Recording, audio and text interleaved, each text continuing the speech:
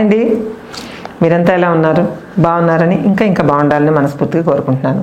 మన రెండు ఛానల్స్ని audio feast, CTV audio feast and CTV colours of life, ఈ రెండు ఛానల్స్ని మీరు ఓన్ చేసుకుని మీ సబ్స్క్రిప్షన్స్ తోటి, మీ వ్యూస్ తోటి ముందుకు తీసుకువెళ్ళవలసిందిగా కోరుకుంటూ మన హర్రర్ జర్నీలోకి మీ అందరికీ స్వాగతం అండి.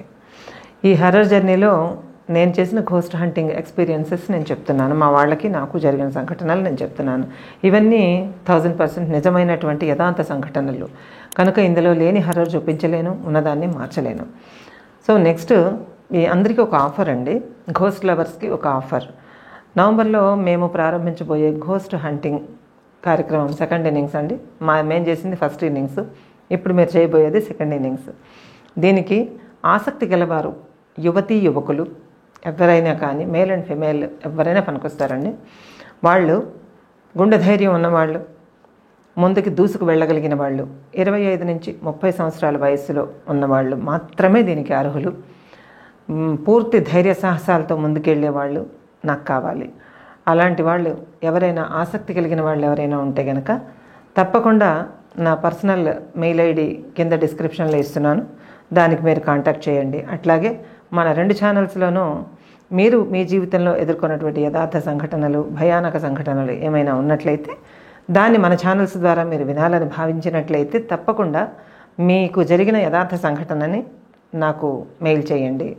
తద్వారా నేను దాన్ని చక్కటి ఇన్సిడెంట్గా నేను మన ఛానల్లో మీ పేరు చెప్పి మరీ నేను ప్రసారం చేస్తాను. మీరు వద్దనుకుంటే మీ పేరు రహస్యంగా ఉంచబడుతుంది. సో మీ ప్రైవసీకి ఎటువంటి భంగం రాదు. కనుక ఈ అవకాశాలు రెండింటినీ ఉపయోగించుకుని, ఆల్రెడీ సబ్స్క్రైబర్స్ స్టోరీస్ అయితే పంపిస్తున్నారు, ఇంకా వాటిని కుకింగ్ చేయవలసి ఉంది. సో దానివల్ల ఈ అవకాశాలని, మీరు మన ఛానల్స్ ఇస్తున్న ఈ అవకాశాలని ఉపయోగించుకొని నాకు కూడా మీరు సహకరించి మీరు కూడా థ్రిల్లింగ్ ఎక్స్పీరియన్స్ని ఓన్ చేసుకుంటారని మనస్ఫూర్తిగా కోరుతున్నానండి. మనిషిలో ఉండే చెడు ఒక్కోసారి దెయ్యం కంటే కూడా ప్రమాదకరంగా పరిణమిస్తుంది, దెయ్యం కంటే కూడా భయపెడుతుంది. ఒక హాని చేసే దెయ్యం కంటే కూడా మనిషి చాలా ఎక్కువ పెద్ద హాని చేసే ఎలిమెంట్ అనిపిస్తాడు మనకి. అలాంటి సంఘటనే ఏజెన్సీలో గుమ్మ లక్ష్మీపురం గుమ్మ అనే ఏజెన్సీలో నా కళ్ళతో నేను చూసిన ఒక భయానక సంఘటన నేను మీకు ఇప్పుడు చెప్పబోతున్నానండి. దయచేసి గుండె ధైర్యం ఉన్నవాళ్ళు, తర్వాత ధైర్యవంతులు మాత్రమే ఈ ఎపిసోడ్ వినండి లేదా చూడండి. సాధారణంగా హార్ట్ పేషెంట్స్కి ఇది అడ్వైజబుల్ కాదండి. పొరపాటున కూడా అటువంటి వాళ్ళు దీన్ని చూడవద్దు. ఎందుకు అనంటే ఇది అంత భయానకంగా ఉండబోతూ ఉంది.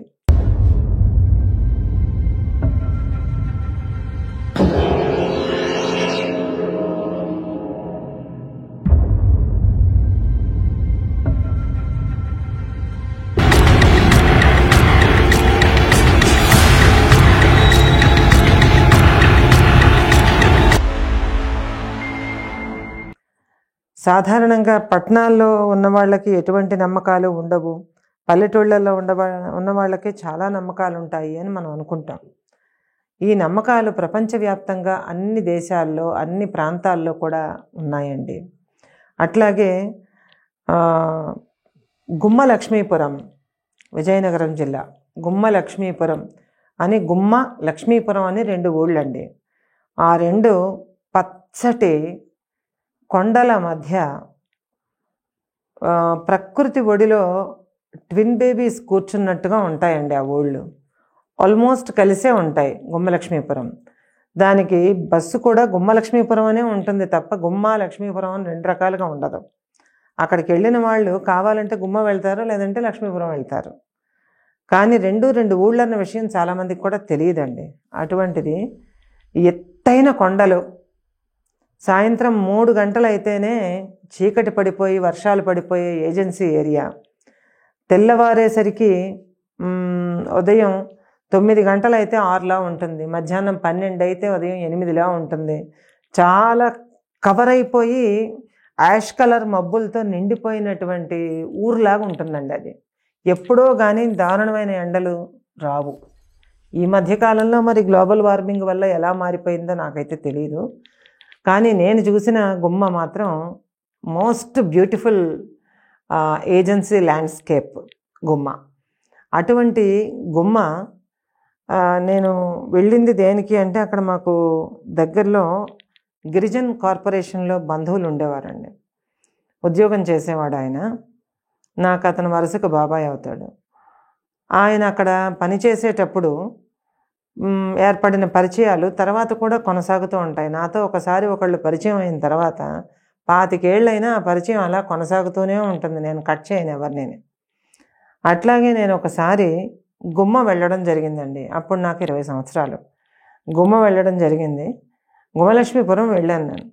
వాళ్ళ ఇంటికి కంపల్సరీగా వెళ్ళాలన్న ఉద్దేశంతో వాళ్ళ ఇంటికి వెళ్ళానండి. వాళ్ళ ఇంటికి అక్కడ ఏంటంటే సాయంత్రం 4-4:30 గంటల తర్వాత ఇక బస్సులు ఉండవు ఆ రోజు నాడు. ఇప్పుడు బాగా మారి ఉండొచ్చు. నేను ఎదుర్కొన్న సంఘటన మీకు చెప్తున్నాను. మధ్యాహ్నం 4:30 అయిపోయిందంటే ఇంక లాస్ట్ బస్సు వెళ్ళిపోతుందండి. ఎందుకంటే అంత ఏజెన్సీలో ఒక్కోసారి పులులు ఆపేస్తూ ఉంటాయి బస్సుల్ని, ఒక్కోసారి ఏనుగలు ఆపేస్తూ ఉంటాయి, ఒక్కోసారి దారికి అడ్డంగా కోతుల మంద పడుకుని నిద్రవుతూ ఉంటుంది.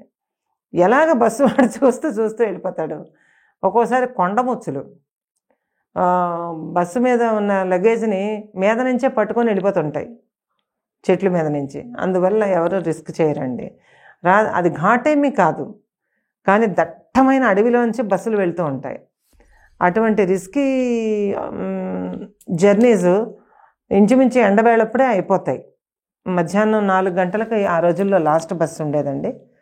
ఇంచుమించుగా 25 years బ్యాక్ ఉండేది. ఆ గుమ్మలో నేను చూసిన అత్యంత భయానకమైన విషయం నేను ఇప్పుడు చెప్పబోతున్నాను. అది ఒకానొక శీతాకాలం అండి. అది అంటే వింటర్ సీజన్. ఈ వింటర్ సీజన్లో నేను వెళ్ళిన చోట మా బాబాయ్ గారి ఇంట్లో నేనున్నాను. మా పక్కింటి వాళ్ళు, అంటే వాళ్ళ పక్కింటి వాళ్ళు, ఆ అమ్మాయి ఒక నార్మల్గా ఉండేది. మరీ అందమని కాదు, అలాగని కురూపి కూడా కాదు. నార్మల్గా మధ్యతరగతి అమ్మాయి, సాధారణంగా ఉండేది. ఆ అమ్మాయి నాతో అక్క అక్క అని బాగానే ఉండేది. ఆ అమ్మాయి నేను వస్తున్నాను అంటే, నేను ఎప్పుడైనా ఒక 3-4 monthsకి ఒకసారి వెళ్తూ ఉండేదాన్ని. నేను వస్తున్నాను అనేసరికి చాలా ఆప్యాయంగా నాతో ఉండేది. మేమిద్దరం కలిసి పూలు కోసుకోవడానికి, కొండ పూలు తెచ్చుకోవడానికి, కొండ పూలు, కొండ ఉసిరికాయలు ఇటువంటివన్నీ తెచ్చుకోవడానికి వెళ్తూ ఉండేవాళ్ళం. మరీ ఎక్కువ లోపలికి వెళ్లకుండా బయట నుంచి వచ్చేస్తూ ఉండేవాళ్ళం. చాలా దట్టమైన అడవి గుమ్మ. అటువంటి చోట ఆమె నేను ఒకసారి వెళ్ళేటప్పటికీ ఆ అమ్మాయికి ఒంట్లో బాగోలేదండి. ఒంట్లో బాగాలేదని తెలిసి ఆమెను చూడడానికి నేను వెళ్ళడం జరిగింది. వాళ్ళ ఇంటికి నేను వెళ్ళేటప్పటికీ ఆమె మంచం మీద పడుకుని ఉంది. ఆ అమ్మాయి పేరు లక్ష్మి. ఏం లక్ష్మి అలా పడుకుని ఉన్నావు, ఒంట్లో బాగోలేదా అంటే, నీరసంగా ఉంది అమ్మాయికి. నవ్వింది నీరసంగా. ఏమీ లేదక్క, బాగానే ఉంది అని. లేదు, ఏమైంది నీకు, నువ్వు ఏదోలా కనిపిస్తున్నావు, ఎందుకలా ఉన్నావు అని అడిగాను నేను. అంటే ఎందుకో తెలియదు కానీ నాకు 1 రోజుల నుంచి ఒంట్లో బాగుండటం లేదు, చాలా ఇబ్బందిగా ఉంటున్నది నాకు అంటే వాళ్ళ అమ్మగారు చెప్పడం మొదలుపెట్టింది ఏడుస్తా. ఏంటి అని అంటే, వాళ్ళ పాపకి ఎవరో చేతబడి చేశారని, అందువల్ల ఆమె 1 రోజుల నుంచి పీడకలలతో నిద్రపోవడం లేదని, తిండి సహించట్లేదని, తర్వాత నలుగురితోనూ కలవడం లేదని, బయటికి ఎక్కడికి తిరగడం లేదని, ఇలా విచిత్రమైన విషయాలన్నీ చెప్పారు ఆవిడ. చెప్తే నేను అన్నాను, సరే అటువంటివి ఏమైనా ఉంటే కనుక పోతాయిలేండి, నెమ్మదిగా ఎవరైనా ఉంటారు చూద్దాము.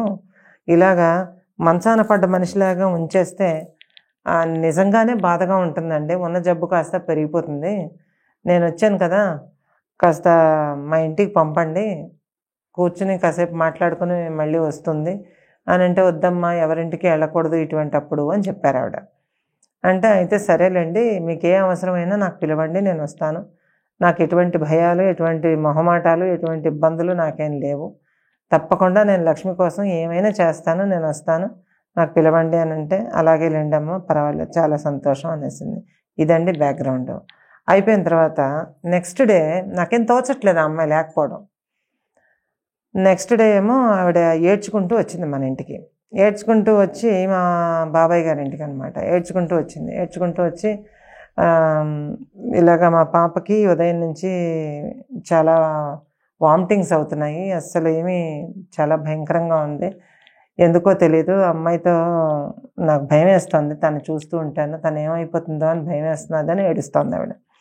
ఏడుస్తుంటే చిచ్చి ఏమీ కాదండి, అసలు అటువంటిది ఏమి ఉండదు, పట్టించుకోవద్దు మీరు, అసలు అలాగేం వద్దు, ఆమె బాగుంటుంది ఖచ్చితంగాను, విజయనగరం తీసుకువెళ్దాం, హాస్పిటల్లో జాయిన్ చేద్దాం, లేదా ఎవరైనా మంత్రతంత్రాలు తెలిసిన వాళ్ళని అప్రోచ్ అవుదాం, ఏదైనా చేద్దాం, కానీ ఎలా అంటారేంటి మీరు అన్నాను నేను.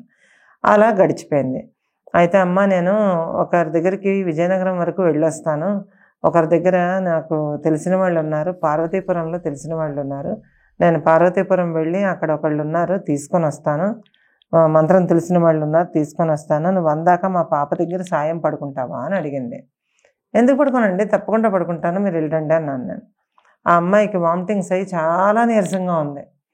అక్కడ అమ్మాయి దగ్గర నేను కొంతసేపు ఏవో సరదా మాటలు మాట్లాడిన తర్వాత ఆమెతో పాటు ఆమె పక్కనే ఒక మడత మంచం ఇచ్చారు, అది వేసుకుని వాల్చుకొని పడుకున్నాను నేను. పడుకుంటే సరిగ్గా 1 గంట అవుతుంది, 12 గంటలు అవుతుందండి, 12-1 గంట అవుతుంది అర్ధరాత్రి. ఒకసారి తలుపు గడియ టక్మని విడినట్టు చప్పుడైంది. చప్పుడైతే నేను లేచానండి.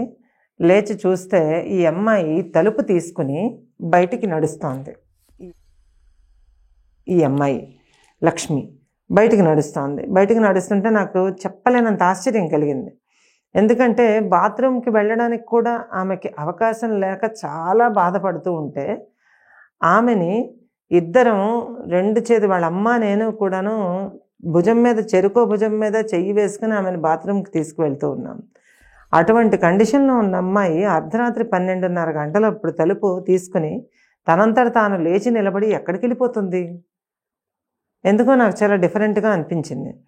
లక్ష్మి అని పిలిచాను నేను, ఆమె పలకడం లేదు, ఏదో ట్రాన్స్లో ఉన్నట్టు అలా వెళ్ళిపోతున్నది. వెళ్ళిపోతుంటే తలుపు దగ్గరికి వేసి టార్చ్ లైట్ పట్టుకొని చేతిలో ఒక కర్ర ఒకటి పట్టుకొని నేను కూడా వెనకాతల ఆమెను పిలుస్తున్నాను. ఆమె ఎక్కడా ఆగకుండా ఏదో ట్రాన్స్లో ఉన్నట్టు ఎటో చూసుకుంటూ ఆమె చాలా ఫాస్ట్గా నడుచుకుంటూ వెళ్ళిపోతున్నదండి. ఇంట్లో ఒక అడుగు కూడా వేయడానికి ఆలోచిస్తూ ఇలా కుప్పకూలిపోతున్న మనిషి ఆ అర్ధరాత్రి వేళ ఆ చీకటిగా ఉన్న పల్లెటూళ్ళలో 1 by 1 ఇళ్ళు దాటుకుంటూ ఊరికి దూరంగా చకచకా నడుచుకుంటూ వెళ్ళిపోతోంది.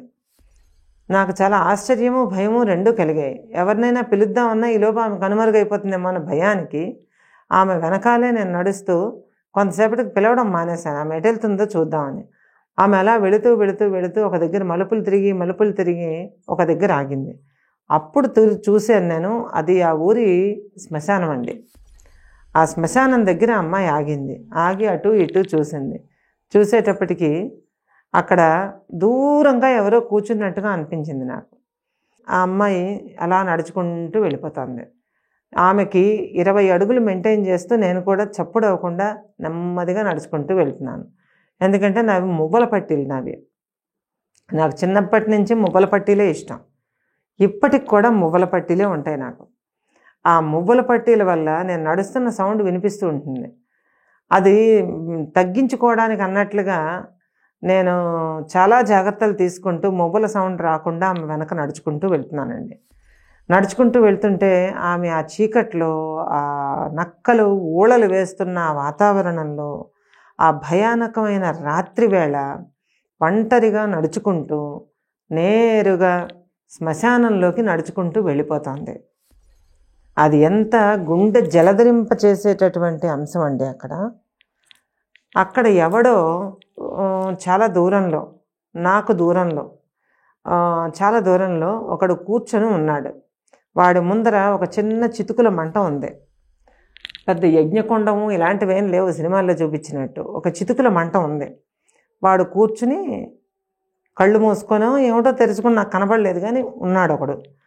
అప్పుడు అనుకున్నాను నేను, సినిమాల్లో నవల్స్లో చూపించినట్టు వీడు ఈమెను ఏదో చేస్తున్నాడేమో, అందుకే ఈమెకి ఇలా బాగోలేదు, చేతబడి అంటే ఇదేనా, ఇటువంటి ప్రాబ్లం వల్లైనా తను అలా అయిపోయింది అంటే ఇప్పుడు వాడు ఖచ్చితంగా ఈ లక్ష్మిని ఏమైనా చేస్తాడా, చేస్తే గనక చేతిలో ఉన్న కర్రతో వాడు బుర్ర బద్దలు కూడా చంపేస్తానని గట్టిగా నిర్ణయించుకుని మనిషిని చూడడంతో నాకు భయం పోయింది. కానీ వాతావరణం మాత్రం గుండెలు ఎదిరిపోతున్నాయి. ఉన్నట్టుండి ఇలా విపరీతంగా మోరలు ఇలా ఎత్తిపెట్టి నక్కలు అరుస్తున్నాయండి. ఓ అని అరుస్తున్నాయి. ఒక 2-3 కుక్కలు ఆ శ్మశానానికి ఎదురుగా చేరి విపరీతంగా ఏడుస్తున్నాయి.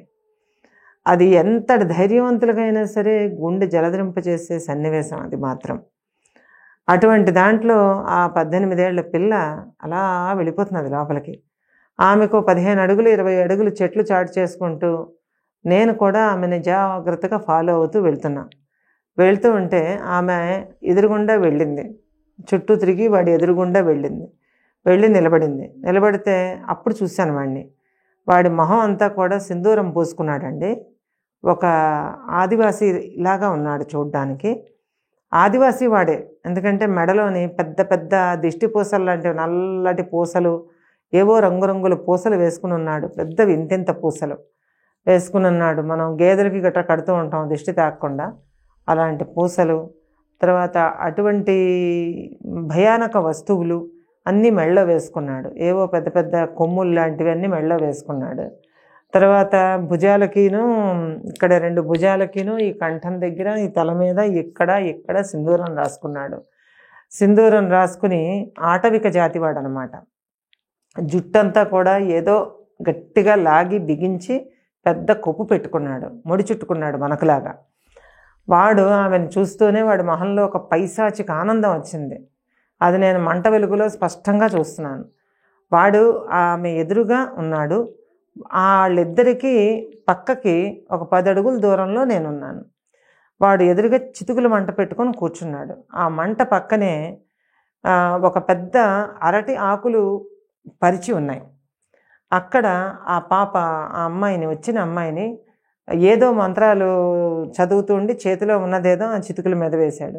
వేస్తే పెద్ద పొగలాగా వచ్చిన తర్వాత ఆ పిల్ల అలా పడిపోతే ఆ అమ్మాయిని తీసుకెళ్ళి దాని మీద పడుకోబెట్టాడండి. పడుకోబెట్టిన తర్వాత ఒక పలుగు పారా తీసుకుని అక్కడికి దగ్గరలోనే ఉన్న ఒక దగ్గర నేలను తవ్వటం మొదలుపెట్టాడు. ఆ నేలను తవ్వటం ఎంత భయంకరంగా ఉంది అని అంటే, ముందు రోజు ఎప్పుడో వర్షం పడ్డట్టుంది. ఆ నేలంతా కూడా మెత్తగా ఉన్నట్టుంది. ఒక దెబ్బకి ఇంత మట్టి వస్తున్నది. అలాగ తవ్వేస్తున్నాడు. ఎంత బలంగా ఉన్నాడో వాడు. మళ్ళీ పొడవు మాత్రం 5.5 అడుగులకు మించడు. నాకు ఇక్కడికి వస్తాడు వాడు, కానీ చాలా బలంగా ఉన్నాడు. నేను మాట రాకుండా చూస్తున్నాను, నేను ఏం జరుగుతుందా అని. చూస్తూ ఉంటే కొంచెం సేపు అయిన తర్వాత అట్నుంచి తవ్వాడు, ఇట్నుంచి తవ్వాడు. మనం చూడండి మొక్కను కొళ్ళగిస్తాం, అట్లా చుట్టూరు తవ్వాడండి. చుట్టూరు తవ్వి కొంతసేపు అయిన తర్వాత లోపల నుంచి ఏదో వస్తువుని ఇలాగ పట్టుకొని 2 చేతులతోని పట్టుకొని గొయ్యి బయటికి లాక్కొచ్చాడండి. అదేంటి అని అంటే ఒక శవం అండి, ఒక డెడ్ బాడీ. పాతిపెట్టిన డెడ్ బాడీని బయటికి లాగాడు. బయటికి లాగి అది ఒక స్త్రీ డెడ్ బాడీ అనుకుంటాను. నాకు అప్పుడు అంత పరిజ్ఞానం కూడా లేదు వీటి మీద.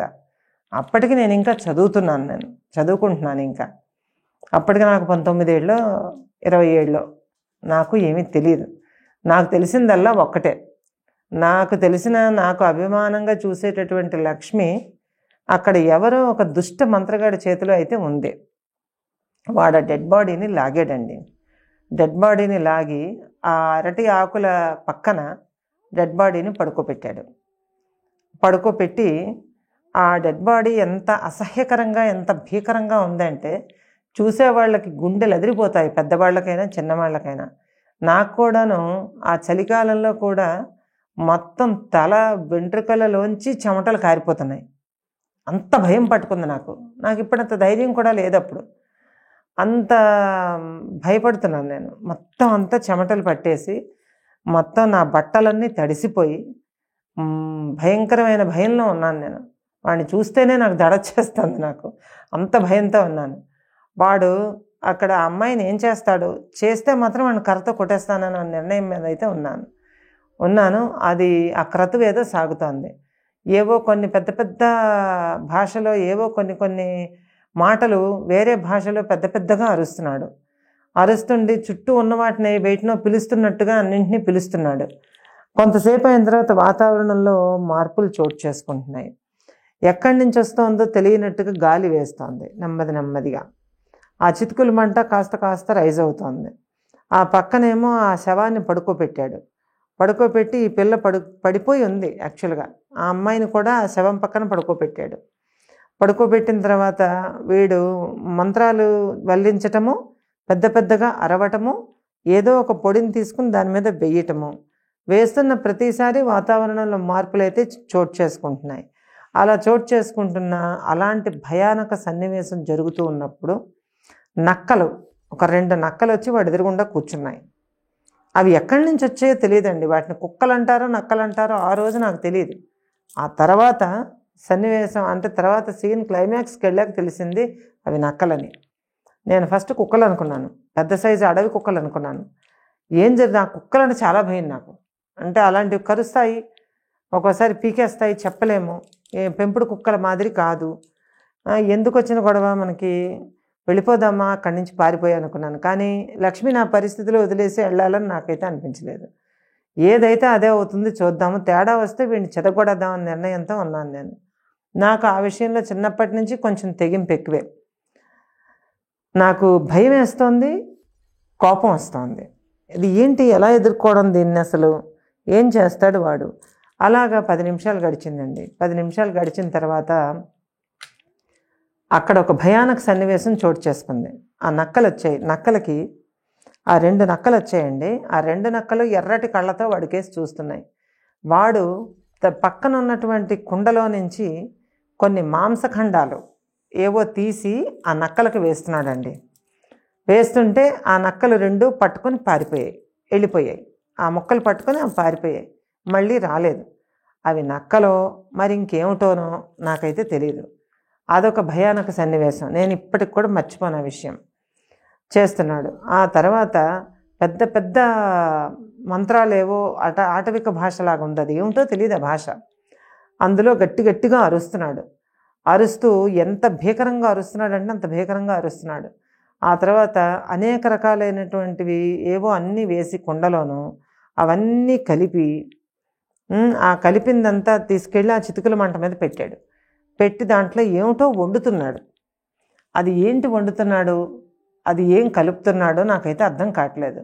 ముక్కులు పగిలిపోయేంత దుర్వాసన వస్తుంది అక్కడ. ఆ వండటం వల్ల కాదు, ఆ ప్రదేశంలో వస్తుంది. బహుశా డెడ్ బాడీ నుంచి కావచ్చు. చాలా దుర్వాసన వస్తుంది. ఆ దుర్వాసనకి నాకు వాంతి వచ్చేలాగా ఉంది. కొంచెం సేపు అయిన తర్వాత ఆ కుండలో ఉన్నదాన్ని అలాగ తీసి దేంతోనో ఆ డెడ్ బాడీ మీద చల్లుతూ ఉన్నాడు.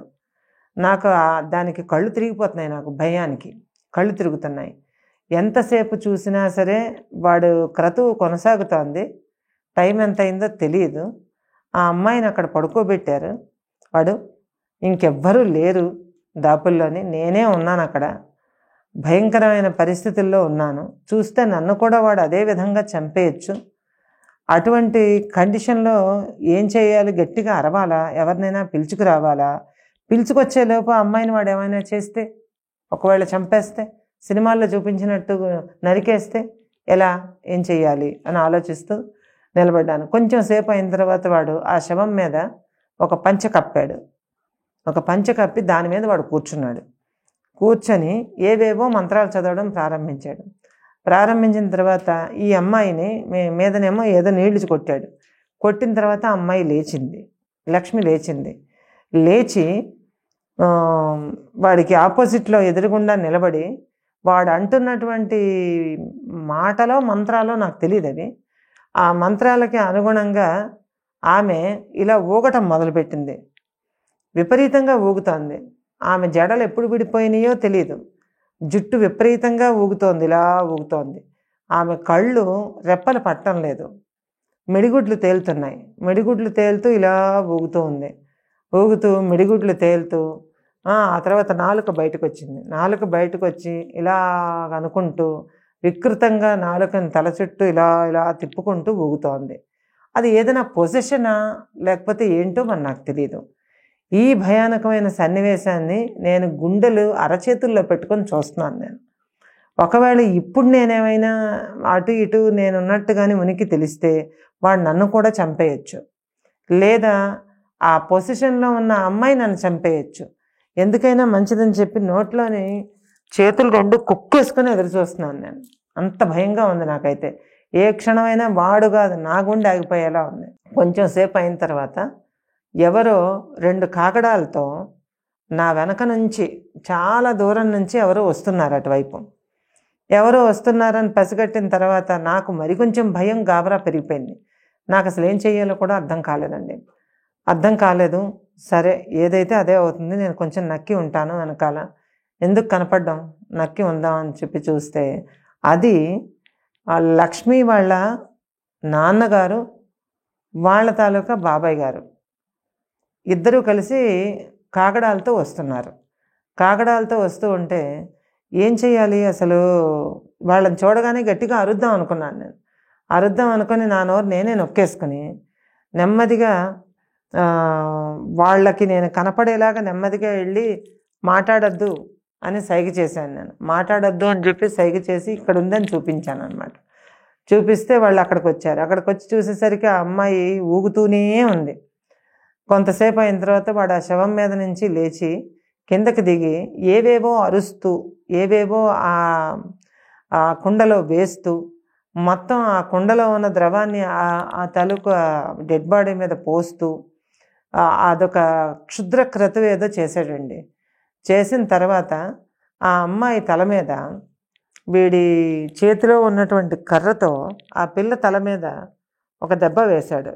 అంటే గట్టిగా కాదు, జస్ట్ ఇలా కొట్టాడు. ఇలాగా కొట్టగానే ఆమె నిటారుగా నిలబడింది. నిటారుగా నిలబడి కళ్ళు గిరగిరా తిప్పడం మొదలుపెట్టింది. ఆమె పొజిషన్లో ఉంది, ఆమెనేదో ఆవహించింది. అంతవరకు అయితే నాకు అర్థమైంది నాకున్నపాటి తక్కువ నాలెడ్జ్లో. ఈలోపు వాళ్ళమ్మ ఇంకా మిగతా ఊరు వాళ్ళు పరిగెత్తుకుంటూ వచ్చారండి. వచ్చిన తర్వాత ఈ పిల్ల తాలూకా సీన్ అంతా వాళ్ళు చూశారు. చూసిన తర్వాత ఆవేశం పట్టలేక మొత్తం ఊరి జనంలో సగం మంది ఉంటారండి, సైలెన్స్గా వచ్చారు. వాళ్ళు వచ్చి ఒక 10 మంది నెమ్మదిగా చుట్టూరు ఆవరించారనమాట. చుట్టూరు ఆవరించి వాడి మీద ఒకే దెబ్బకి పడి మొత్తం దుడ్డు కర్రతో వాడి పళ్ళ మీద కొట్టారండి, మూతి మీద. కొట్టేటప్పటికి మొత్తం కింద పడిపోయాడు. కింద పడిపోయి భీకరంగా కొట్టుకుంటున్నాడు వాడు. కొట్టుకుంటూ ఉంటే వాడిని లేపి చెట్టుకు కట్టారండి. చెట్టుకు కట్టేసి ఆ అమ్మాయి దబ్బున పడిపోయింది. అది బ్రేక్ అవ్వగానే దబ్బున పడిపోయింది, నోట్లోంచి రక్తం వస్తుంది. వెంటనే మిగతా వాళ్ళందరూ ఆమెని చేతుల మీదకి తీసుకుని ఎత్తుకొని నన్ను ఒక చేత్తో పట్టుకుని ఆ శ్మశానంలోంచి మా 2 ఆడపిల్లల్ని బయటికి లాగడానికి ఈడ్చుకుంటూ వెళ్ళిపోతున్నారు. ఆమెను ఎత్తుకుని నన్ను ఈడ్చుకుని వెళ్ళిపోతున్నారు. వెళ్ళిపోతుంటే అక్కడ ఏం జరుగుతుందో చూద్దామని నేను వెనక్కి తిరిగి చూస్తూ ఉంటే ఆ తీసిన గోతిలో పెద్ద గొయ్యిని తీశాడు కదా, ఆ డెడ్ బాడీని బయటికి లాగాడు కదా, ఆ డెడ్ బాడీని తిరిగి అందులో పడేశారు. పడేసి మొత్తం మట్టి కప్పారట. మట్టి కప్పేసిన తర్వాత మరుసటి రోజు ఉదయం వరకు వాడిని చితక్కొడుతూనే ఉన్నారు. చితక్కొడుతూనే ఉన్నారు. ఆ తర్వాత ఊరి పెద్దలు, ఊరిలో ఉన్న వాళ్ళందరూ మరుసటి రోజు అక్కడ చేరి వాడి చుట్టూ కట్టెలు పెట్టి సజీవ దహనం చేసేసారు. అది అందరం చూసాం. వాడు అప్పటికి ఇలాంటి వికృతమైనటువంటి చేష్టలు చేసి, పూజలు చేసి, క్షుద్ర పూజలు చేసి, దెయ్యాలని పిశాచాలని వశం చేసుకునే ఇటువంటి దౌర్భాగ్యపు క్రతువులు చేసి ఆ ఊళ్ళో ఒక గర్భవతిని, తర్వాత మరొక 2-3 స్త్రీలని ఇలాగే చంపాడట. అటువంటి వాడు ఎవడో ఎక్కడి నుంచి చేస్తున్నాడో తెలియక ఊరి జనం అందరూ నిస్సహాయంగా ఎదురు చూస్తున్నారు. ఇప్పుడు లక్ష్మి మీదకి చేశాడు అది. అట్లాగే వాడు ఇంకెంతమందిని చంపి ఉండేవాడు. కానీ ఆ రోజుతో వాడి చేసేటటువంటి పాపకార్యాలన్నింటికి ఫుల్ స్టాప్ పడిందండి. నేను ఆ రోజు ఆ రాత్రి చూసిన భయానక దృశ్యాలు, ఆ మరుసటి రోజు చూసిన సజీవ దహనం, ఈ 2 నా మీద ఎంత ప్రభావం చూపించాయి అని అంటే, లక్ష్మి నెమ్మదిగా కోలుకుంది. ఆ రోజు నుంచి తనకి నెమ్మదిగా జ్వరం తగ్గి మళ్ళీ జీవకళ వచ్చింది ముఖంలోకి. నాకు తిరగబడి ప్రాతకళ వచ్చింది. నాకు విపరీతమైన ఫీవరు, కలవరింతలు, దడుపు జ్వరం అన్నమాట. అప్పుడు అక్కడ ఉన్నటువంటి దుర్గాదేవి పీఠానికి నన్ను తీసుకువెళ్ళి అక్కడ అవసరమైన పరిహారాలు చెల్లించి నా పేరిట దుర్గాదేవికి పూజలు చేయించి ఆ తర్వాత వచ్చిన ప్రసాదాన్ని నాకు పెట్టి ప్రతిరోజు బొట్లు పెట్టి 15 రోజుల పాటు నన్ను అక్కడ వాళ్ళు సేవ్ చేసి మా బాబాయ్ గారి ఇంటి దగ్గర నేను జడుచుకున్నాను. అవి చేసి అన్నీ చేసిన తర్వాత తిరిగి మా ఇంటికి మా అమ్మ నాన్న వచ్చి నన్ను తీసుకుని వెళ్ళారండి. ఇంత భయంకరమైన అంశాన్ని, ఇంత భయానకమైనటువంటి పరిస్థితుల్ని చూసిన తర్వాత తప్పకుండా ఇటువంటి వాళ్ళ నుంచి సాధారణంగా బాధలు పడే వాళ్ళని ఎలాగైనా బయటికి లాగాలి. ప్రతి చిన్న విషయానికి దెయ్యాలు భూతాలు అని అందరికీ అంటూ ఉంటారు, కానీ నిజంగా వాటిని అడ్డం పెట్టుకుని మనుషుల్ని హింసించే వాళ్ళని పట్టుకోలేరు. అటువంటి దానికి సజీవమైన ఉదాహరణ ఈ సంఘటన అండి. అలాంటి వాళ్ళు ఇప్పటికీ ఉన్నారు. అటువంటి విద్యల్ని ఉపాసించి అనవసరంగా ప్రజల్ని హింసించే వాళ్ళు ఇప్పటికీ ఉన్నారు. ఈ భయానక సంఘటనలో ఇంకా నేను కొన్ని సంఘటనలు ఎడిట్ చేశాను ఈ క్రతువులో, చెప్పలేదు. ఎందుకు అంటే మాట్లాడుతున్నది సోషల్ మీడియా ప్లాట్ఫామ్ అయినప్పుడు కొన్ని విషయాలు చెప్పకుండా ఉండడమే చాలా అవసరం. కనుక నేను చెప్పలేదు. కనుక సర్వసాధారణంగా అసాధారణ పద్ధతిలో ఎవరు కనిపించినా వాళ్ళ తాలూకా పద్ధతులు మనం చూసిన తర్వాత వీళ్ళకంటే దెయ్యాలు భూతాలు పిశాచాలు అంత ప్రమాదకరమైనవి కావేమో అనిపిస్తుంది నాకైతే మాత్రం. చెడు సంకల్పం ఉన్న మనిషే అందరికంటే ప్రమాదం అని నేను అనుకుంటాను. మరి మీరేమంటారు? మీకు కూడా ఈ టెరిఫైయింగ్ స్టోరీ నచ్చుతుందని ఆశిస్తూ మీ నుంచి మరింత లైక్స్ని, సబ్స్క్రిప్షన్స్ని, ప్రోత్సాహాన్ని నేరుగా కోరుకుంటూ మరొక భయానకమైన సంఘటనతో మీ ముందుకు వస్తాను. అంతవరకు సెలవు. బాయ్.